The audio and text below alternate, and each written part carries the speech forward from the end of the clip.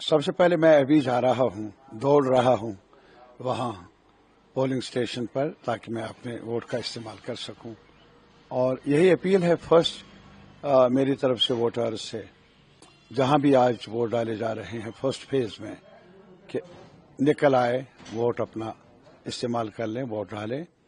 یہ ایک اپارچونٹی ہے ہمارے لیے، پورے عوام کے لیے، اور اس کا بھرپور استعمال کیا جانا چاہیے۔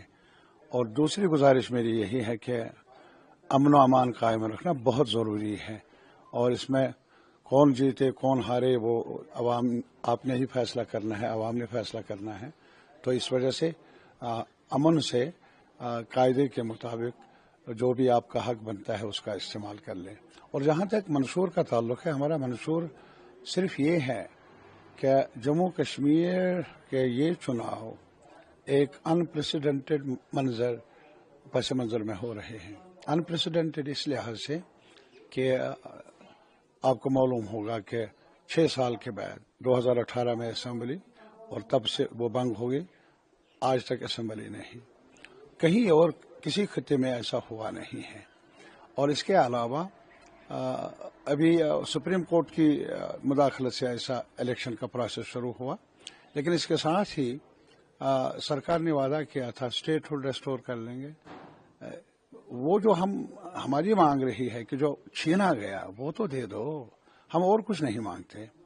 امن مانگتے ہیں، یکجہتی مانگتے ہیں، بھائی چارہ مانگتے ہیں، لیکن اس کے ساتھ ڈگنیفائڈ لائف چاہتے ہیں ہمارے عوام، جموں کے، کشمیر کے، لداخ کے۔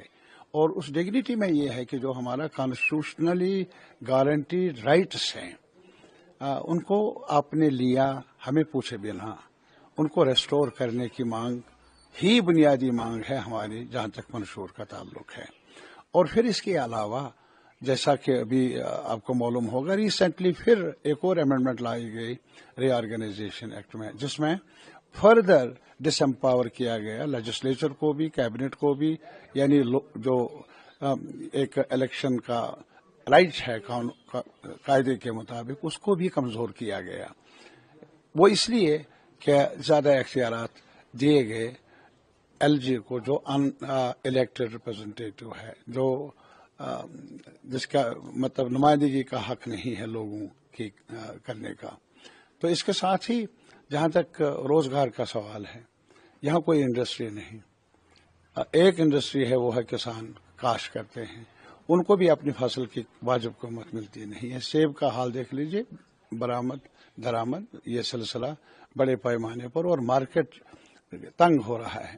اور اس کے علاوہ جہاں تک پڑھے لکھے نوجوانوں کا تعلق ہے، اگر آپ ابھی جائیں گے، تحقیقات کر لیں گے، کمپیوٹر سائنس میں جنہوں نے گریجویشن کی ہے، پڑھائی کی ہے، یا ایم ایس سی کیا ہے، پوسٹ گریجویشن، وہ بیچارے در بدر ہیں، ٹھوکریں کھا رہے ہیں، اور کہیں اب آٹو چلا رہے ہیں کمپیوٹر سائنس میں پڑھائی کے بعد۔